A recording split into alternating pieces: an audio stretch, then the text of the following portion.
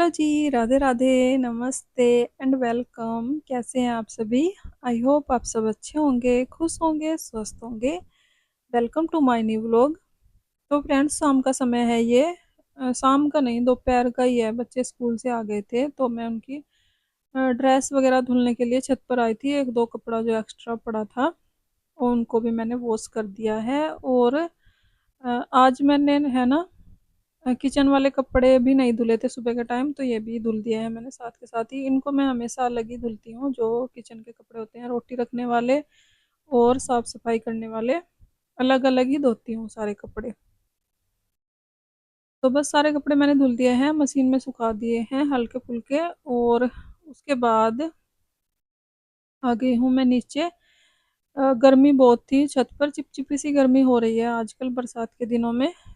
तो यहाँ पर अपने बाल वाल सेट कर लूँगी। मुंह हाथ मैंने धुल लिया है और बाल वाल सेट करूँगी। उसके बाद यहाँ पर मैंने गला चिपका कर रखा हुआ है।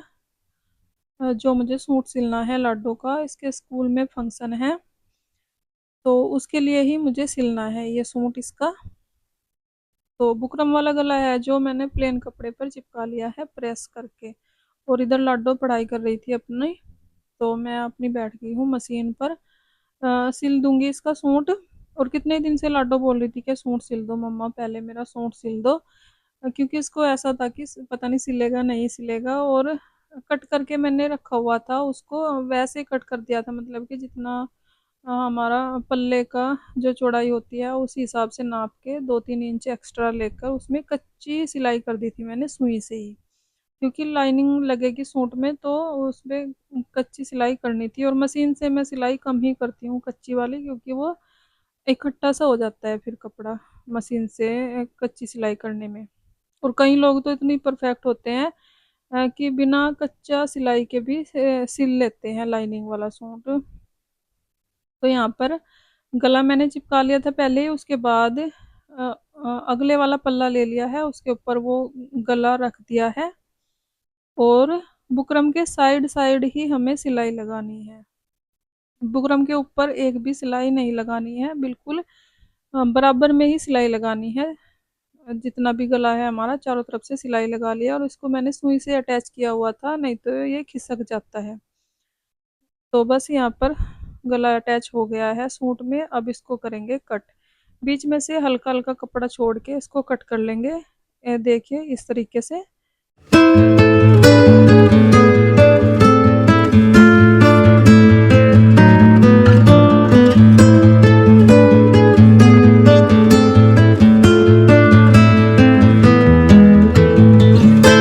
तो जी कट कर लिया है मैंने गला। और जो साइड का कपड़ा था उसको भी हल्का सा कपड़ा बचाकर फोल्ड करने के लिए बाकी सारा कपड़ा कट करेंगे। उसके बाद करेंगे इसको फोल्ड।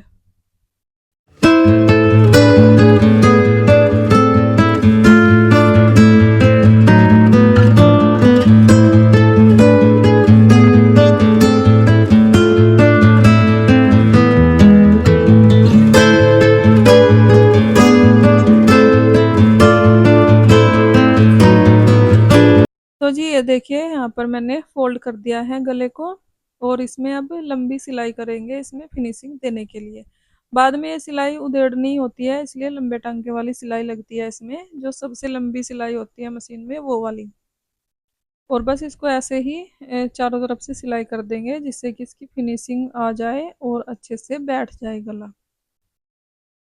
तो बस चारों तरफ से ऐसे ही सिलाई लगाएंगे। और पिछली तरफ जो हमने कपड़ा रखा था फोल्ड करने के लिए, उसको फोल्ड कर भी सकते हैं या तो ऐसे भी छोड़ सकते हैं। तुरपाई के टाइम उसको फोल्ड करके तुरपाई कर दो।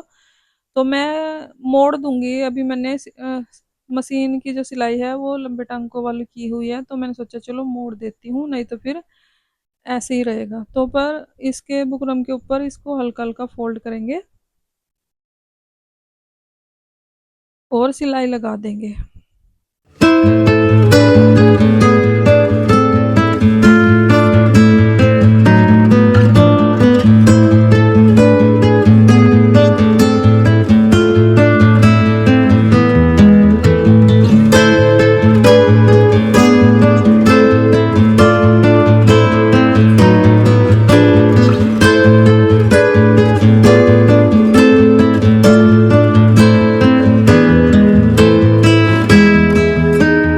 तो जी बस देखिए अगले वाला गला जो है बनके तैयार हो गया है। अब बारी आ गई है पिछले वाले गले की।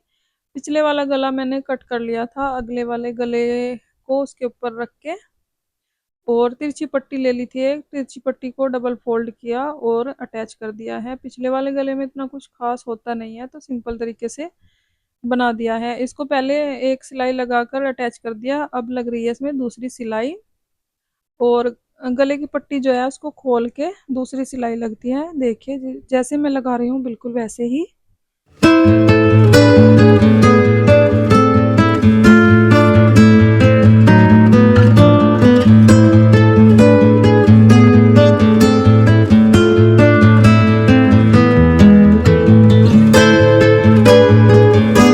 तो फ्रेंड्स देखिए अगले पिछले गले दोनों बन गए हैं, और अब जो इसके शोल्डर हैं उनको अटैच करने की बारी आ गई है। यहाँ पर देखिए जो अगले वाला गला है ना उसके ऊपर मैंने पिछले वाले गले की पट्टी रख दी है और दोनों को जोड़ देंगे।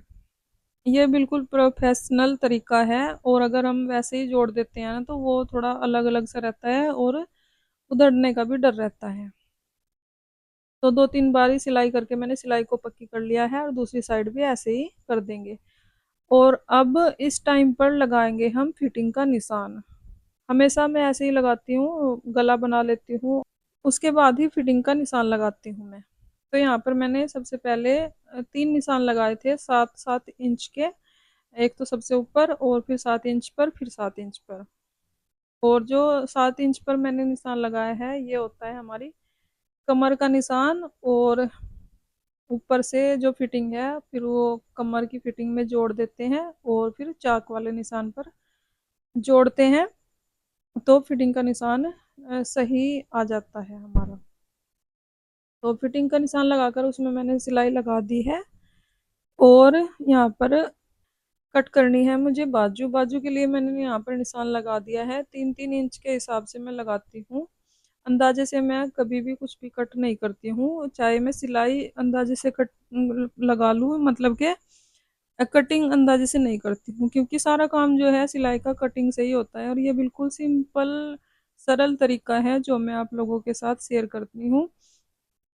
और आजकल इतनी महंगी सिलाई हो गई है तो घर बैठे सिलाई कर लो अपने सूट, टाइम से भी कर लेते हैं और पैसे भी हमारे बच जाते हैं बहुत सारे, क्योंकि सिलाई बहुत महंगी है, बाहर टेलर बहुत पैसे लेते हैं। तो यहाँ पर 3-3 इंच का मैंने निशान लगाया, और जो भी हमारे आर्म होल का निशान था उसके हिसाब से मैंने कटिंग की है बाजू। और बस इसमें कुछ भी नहीं करना है, लाइनिंग मना कर दी थी लाडो ने कि लाइनिंग नहीं लगानी है मम्मा इसमें, और उसको खुली डुल्ली ही बाजू लगवानी थी। तो मैंने कोई फिटिंग वगैरह का निशान भी नहीं लगाया है, सीधी सीधी सिंपल बाजू लगाऊंगी। नीचे से हल्का सा फोल्ड कर दूंगी, और ये कच्ची सिलाई जो है मैं मशीन से ही कर रही हूँ, फिर भी ये खिंचाव सा कर रही थी। तुरपाई करते टाइम उधेड़ दूंगी, अगर नहीं तुरपाई हुई मेरे से इससे तो फिर उधेड़ दूंगी। तो यहाँ पर मैंने सबसे पहले नीचे की फोल्ड कर दी है, जो भी तुरपाई वाली जगह होती है वहां पर। और अब साइड से सिलाई लगा दूंगी, क्योंकि ये मुझे खुली डुल्ली ही बाजू बनानी है, तो हल्का हल्का कपड़ा छोड़ के पूरी बाजू में ऊपर तक सिलाई लगा दूंगी। और नीचे वाली सिलाई जो है पक्की करनी होती है ये, क्योंकि उधड़ने का डर रहता है इस जगह से बाजू का। तो 2-3 बारी मैंने पक्की कर ली है नीचे से सिलाई, और ऊपर तक सिलाई लगा लेंगे और बाजू जो है हमारी तैयार हो जाएगी। उसके बाद इसको अटैच कर देंगे कमीज में जो हमने बनाकर रखा हुआ है। तो जी यहाँ पर देखिए बाजू बनके तैयार हो गई है, और अब बारी आ गई है दूसरे वाली बाजू बनाने की। दूसरे वाली बाजू भी मैंने बना दी है।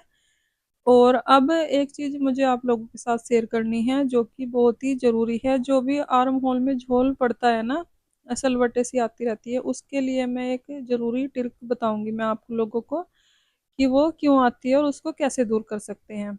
वो इसलिए आती है क्योंकि आर्म होल में ना थोड़ा एक्स्ट्रा कपड़ा रह जाता है, और हमारी बॉडी की शेप ही ऐसी होती है कि वहां से थोड़ा सा जरूरत होती है फिटिंग देने की। तो इसलिए यहाँ पर मैंने अगली साइड जो है ना बाजू की, उसमें थोड़ा सा कट लगाया है आधे आधे इंच का, और आधे इंच का ही जो हमारा आर्म होल का निशान था कमीज में उसमें भी लगा दिया है।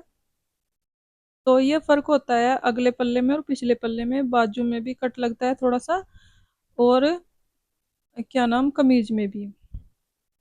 और बस कट लगाकर मैंने सीधा उसको अटैच कर दिया है बाजू को, और बस कमीज बन के तैयार हो जाएगी। पल्ले मोड़ने रहते हैं उसको, या तो मैं मशीन से मोड़ दूंगी या फिर सुई से ही मोड़ कर लूंगी तुरपाई। तो जी बस देखिए यहाँ पर कमीज मैंने तैयार कर दी है, और लाडो ने पहन के भी देख ली है, फिटिंग वीटिंग सब सही आई है अच्छे से। और ये देखिए आर मोल में बिल्कुल भी झोल नहीं पड़ रहा है। तो ये फोटो है जब लाडो की फंक्शन थी स्कूल में, 15 अगस्त वाले दिन थी, जो कि तीज की फंक्शन मान लो, या 15 अगस्त की, बस उसी दिन थी। तीज का फंक्शन बताया था वैसे तो स्कूल वालों ने। तो फ्रेंड्स वीडियो पसंद आई हो तो लाइक करें, कमेंट करें, हाइप करें वीडियो को। मिलते हैं एक और नई वीडियो के साथ, तब तक के लिए बाय बाय, राधे राधे।